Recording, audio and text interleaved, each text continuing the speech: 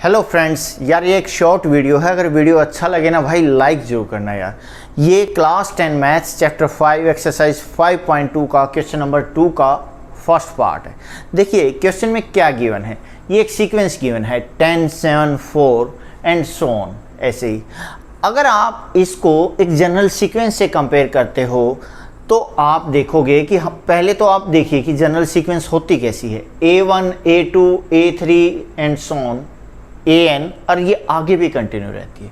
A1 क्या होता है, देखिए A1 अगर आप इस सीक्वेंस को देखोगे तो आपकी ये फर्स्ट टर्म है या नहीं है। बिल्कुल यार, ये मेरी फर्स्ट टर्म है।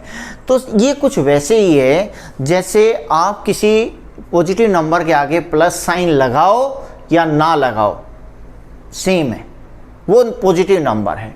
तो A आपकी जो फर्स्ट टर्म होती है वो A1 ही होती है, इसके पीछे 1 लगाओ या ना लगाओ तो A आपकी फर्स्ट टर्म होगी। D आपका कॉमन डिफरेंस होता है।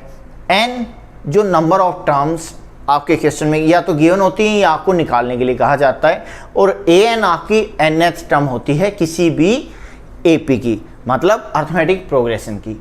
अब A आपको A निकालना है। A क्या होती है, फर्स्ट टर्म, मतलब A1। अब A1 यहां से देखिए, A1 की वैल्यू क्या है 10। आपको पता चल गया कि आपकी फर्स्ट टर्म A = 10।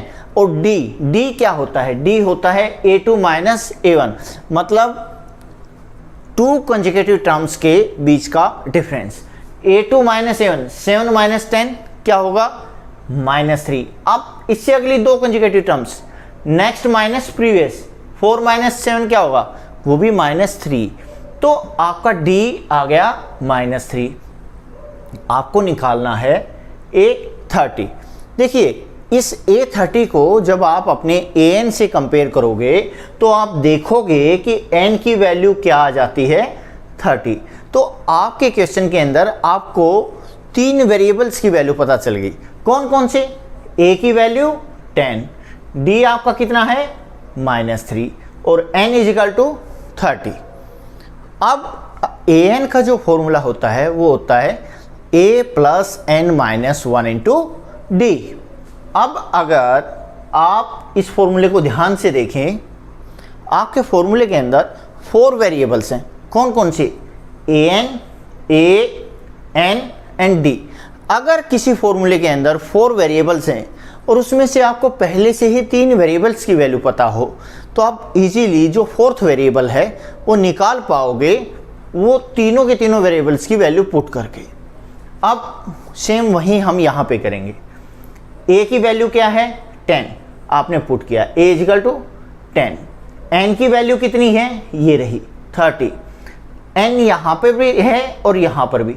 अब दोनों प्लेसेस पर N की वैल्यू आप 30 पुट कीजिए। ये तो बन गया A30 जो आपको निकालना है। ये बन गया 30 - 1, ये देखिए N = 30 -1, और D की वैल्यू भी आपको पता है -3 है। ये भी वैल्यू जब आप यहाँ पुट करोगे और इसको सिंप्लीफाई करोगे तो आप देखोगे ये क्या हो गया, 29 × 3 -3 दैट इज = -87, और +10 दैट इज = -77। तो ऐसे A30 की वैल्यू आ जाती है -77।